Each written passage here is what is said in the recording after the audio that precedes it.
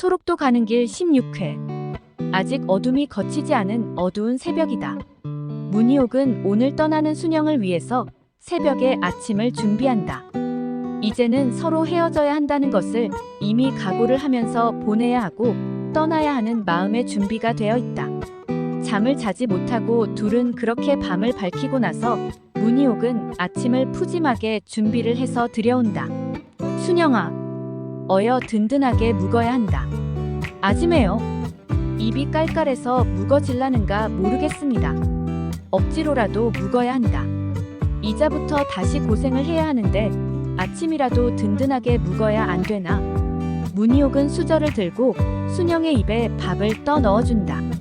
지가 묵겠습니다.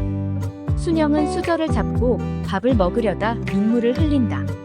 언제 또 다시 이렇게 따뜻하게 인간 대접을 받으며 이런 사랑을 받아볼 수가 있을 것인가.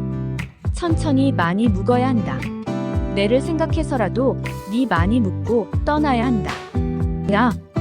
그러나 순영은 밥이 목에 걸려 넘어가지를 않는다. 집에서 떠나올 때는 아무도 나와보는 가족들이 없이 몰래 도망치듯이 나온 것이 떠오르면서 더욱 문희옥의 사랑이 가슴 깊숙이 파고든다. 문희옥의 최근에 순영은 한 수저 한 수저 입안으로 밥을 퍼넣는다. 문희옥은 도가니와 우족을 사서 진하게 푹 고아서 벌써 며칠을 순영에게 먹이면서 조금이라도 기운이 솟아나기를 바라고 있었다. 순영이 밥을 다 먹고 나자 문희옥은 밥상을 내다 두고 손에 무엇인가를 들고 들어온다. 순영아, 이것을 다시 몸에 지니도록 해라. 그것은 순영의 몸에 지니고 있던 돈다발이다. 아지매요.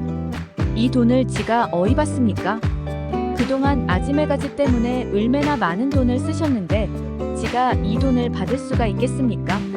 순영은 펄쩍 뛰며 놀란다. 순영아, 니한테 돈 한 푼이 없다고 해도 내 사돈을 마련해서 줄 거인데 내 어찌 이 돈을 받을 수 있노? 아무리 그래도 지는 그 돈을 받지 못합니다. 길을 가는 사람이 돈 한 푼도 없이 어찌 길을 나서겠나? 더구나 니는 시방병원에 입원을 하러 가는 사람이다. 그런 사람이 돈 한 푼도 없이 병원에 도착을 한다고 해도 맴이 불안해서 어찌 선뜻 병원에 들어갈 수 있겠노 말이다. 하지만 지는 이 돈을 받을 수 없습니다. 설령 지가 이 돈을 받는다 해도 문둥이 돈을 누가 받겠습니까? 아이다. 그래도 돈은 몸에 지니고 있어야 한다. 고생을 해서 도착한 병원에서 돈 한 푼도 없다는 이유로 니를 받지 않으면 그때는 웃자겠노. 문희옥은 예전처럼 다시 돈을 보자기에 꼭 싸서 순영의 손에 쥐어준다. 어여 예전처럼 잊어버리지 않게 몸 깊숙이에 간직하거라. 그러나 순영은 한사코 사양을 한다. 니 내 말대로 하거라. 그래야 니를 떠나보내는 내 맴도 조금은 편치 않겠나? 니를 이대로 그냥 보낸다 하면 내 맴이 어떻겠노? 그라고 내는 이 돈이 아니라도 내 살아생전에 돈 걱정하들 않고 쓸만한 재산이 얼마든지 있다. 하지만 아재매요. 지는 이 돈을 받지 못합니다. 이것은 네 할아버지께서 니를 살리고자 하시는 맴이 아니겠냐? 그러니 어여 몸에 단디 지니거라. 문희옥은 순영의 옷을 내리고 자신이 손수 순영의 몸에 돈을 감아준다. 오야, 이자 조금은 됐다. 내랑 약속한 대로 어떤 일이 있어도 결코 네 목숨을 포기하는 일은 없어야 한다는 것을 절대로 잊지 말고 지켜야 한다. 야. 순영의 눈에서는 눈물이 흘러내린다. 언제 자신이 살아서 사람 노릇을 하며 이 은혜를 갚을 수나 있으려는지 그저 목이 메고 가슴이 찡해온다. 문희옥은 순영의 몸에 다시 두터운 파커를 입히고 나서 모자를 씌운다. 딸이 사놓고 얼마 입지 않았던 옷과 모자였다. 이자 그만 출발하자. 날이 환하게 밝아오면 누군가의 눈에 뜰지 모르니 어서 가보자. 문희옥은 어둠이 거치지 않는 길을 순영을 데리고 집을 나선다. 지금까지 용케도 아무에게도 들키지 않고 순영을 잘 데리고 있었다. 그러나 요 며칠 사이로 마을 사람들은 이상하다는 듯 문희옥의 집을 주시하고 있다는 것을 문희옥 자신도 잘 알고 있다.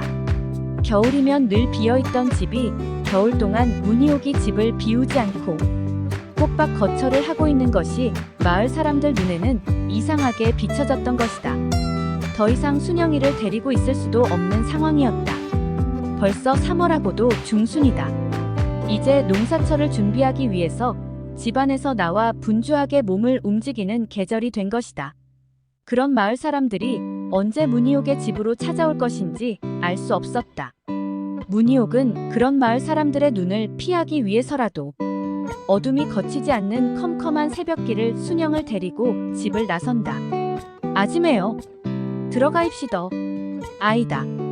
저 제 너머 꺼정이라도 내 니랑 함께 가겄다. 문희옥은 순영의 손을 잡고 빠르지도 느리지도 않게 걷는다. 쟤를 넘어야 마을 사람들의 눈에 벗어날 수 있는 것이라 생각을 하면서 그렇게 순영의 손을 잡고 걷는다. 마침 그 길은 딸 경애의 무덤이 있는 곳이기도 하다. 새벽에 딸의 산소를 다녀오는 길이라고 해도 모두들 수긍을 할 수 있는 길이기에 문희옥은 더욱 순영의 손을 꼭 잡는다. 순영아, 이거는 오늘 안으로 다 마셔야 한다. 야! 문희옥은 우족과 사고를 곤 물을 기름기를 걷어내고 수통에 가득 채워서 순영이에게 준다. 가다가 목이 마르면 잊지 말고 이 물을 마셔야 한다. 알겠지? 야! 시키는 것은 무엇이나 빠지지 않고 지킵니다. 두 사람은 별말이 없다. 아니, 그 어떤 말도 소리 없이 가슴에서 가슴으로 전해지고 있었다. 아지매, 이자는지 혼자서 갈랍니다. 쟤를 넘고 나서도 계속 걸음을 멈추지 않는 문희옥을 보며 순영이 걸음을 멈추며 말을 한다. 오야, 내가 마음만은 늘 니랑 함께 한다는 것을 잊지 마라. 문희옥은 소매 끝으로 눈물을 닦아낸다. 아지매요. 참말로 이 은혜를 무엇으로 갚아야 할지 오래오래 지가 찾아올 때꺼정 기다려 주실 거지에. 오야, 내 니를 기다리며 아주 오래 살아있을란다. 어여, 이자 그만 어여가 보그라. 순영은 뒤를 돌아서 몇 발자국을 내딛고는 이내 뒤로 돌아서 문희옥의 가슴으로 뛰어와 안긴다. 아지매, 사랑합니다. 그리고 너무나 고맙습니다. 매일 아지매가 너무나 보고 싶을 것 같습니다. 오야, 내도 잠시라도 니를 잊지 못할 거이다. 꼭 살아야 한대이. 우찌 되었든 니를 기둘리고 있는 내를 생각해서라도 꼭 살아온나. 문희옥 역시 순영을 꼭 끌어 안아준다. 문희옥의 눈에서도 하염없이 눈물이 흘러내리고 있었다. 이렇게 보내지 않으면 안 되는 어린 순영이가 너무나 가엾고 불쌍하다는 생각에 가슴은 천만 갈래 찢어지는 아픔이 되어온다. 그렇게 두 사람은 한동안 꼼짝도 하지 않고 서로 끌어안고 있었다. 이제 날은 훤하게 밝아져온다. 문희옥은 더 이상 지체해서는 안 된다는 생각을 하면서 순영을 품에서 풀어놓으며 순영의 모자를 더욱 깊숙이 눌러준다. 그리고 순영의 얼굴에 흘러내리고 있는 눈물을 닦아준다. 어서 뒤를 돌아보지 말고 가보거라. 야! 순영 또한 더 이상 지체해서는 안 된다는 생각을 하면서 뒤도 돌아보지 않고 뛰어간다. 순영의 눈에서는 한없이 눈물이 흘러내린다. 그러나 눈물도 닦을 생각도 없이 뛰고 또 뛴다. 다시 한 번 더 뒤를 돌아보면 아주머니를 영원히 떠나지 못할 것이라는 생각을 하면서 그렇게 울면서 뛰어간다. 문희옥 역시 점점 더 멀어져가는 순영이의 뒷모습을 바라보며 하염없이 눈물을 흘리며 뛰어가는 순영이의 뒷모습을 언제까지 바라보며 서 있었다. 순영아, 잘 가거라. 그리고 니는 꼭 해낼 거이다. 내사 다시는 니를 보지 못한다 해도 니는 내하고의 약속을 꼭 지킬 거이라고 믿는다. 그렇게 한참을 뛰어가던 순영은 뛰던 것을 멈추고 뒤를 돌아본다. 이미 아주머니의 모습은 보이지 않는다. 굽이 도는 길에 가려져 아주머니의 모습을 볼 수가 없다. 아지매요. 순영은 목을 놓아 문희옥을 불러본다. 그러나 들려오는 것은 자신의 음성이 되돌아 나오는 메아리뿐이다. 순영은 잠시 숨을 고르고 나서 긴 한숨을 내쉰다. 이제는 아무런 생각도 하지 말고 곧장 앞으로 걸어가야 할 길만이 남아있다는 것을 생각하며 행여 사람들의 눈에 띄일까 두려워 산길로 접어든다. 아직 이른 계절이라 뱀도 나오지 않았을 것이라는 생각을 하면서 두려움 없이 발길을 옮긴다. 몇 달 동안 문희옥의 극진한 보살핌으로 해서 순영의 몸은 그 어느 때보다도 발걸음이 가볍다. 비록 등에 짊어진 배낭의 무게는 무거웠지만 그 무게는 날이 지나갈수록 점점 더 가벼워져 올 것이다. 그 무게가 솜털처럼 가벼워지기 전에 소록도에 도착을 해야만 한다는 생각을 하면서 순영은 쉬지 않고 길을 걷는다. 문희옥이 담아준 수통의 국물을 마시는 것만으로도 힘이 솟는 것만 같다. 더구나 죽은 경해의 등산화를 신은 순영의 발은 그 어느 때보다 너무나 편안하다. 순영에게는 조금 큰 등산화였지만 오히려 그것이 순영이의 발을 더 편안하게 해주고 있다. 발가락으로 인해 꼭 맞는 신발보다는 조금 여유가 있는 신발이 오히려 발을 더 편안하게 해주었고, 등산화치고는 참으로 가볍고 고급스러운 것이라 그런지 걷는데 그다지 힘이 들지 않는다. 순영은 산속길로 사람들의 눈에 뜨이지 않게 조심을 하면서 쉬지 않고 걷고 또 걷는다. 날이 어두워지자 순영은 더 이상 가지 않고 잠자리를 찾는다. 문희옥이 준 손전등에 의지해서 조심스럽게 잘 수 있는 곳을 찾아본다. 산속으로 그다지 많이 들어가지 않는 곳에 쉴 만한 곳을 발견한다. 한쪽으로는 바위가 병풍을 치듯이 둘러싸여 있고 조금 움푹이 들어간 곳이 제법 아늑한 느낌을 주고 있었다.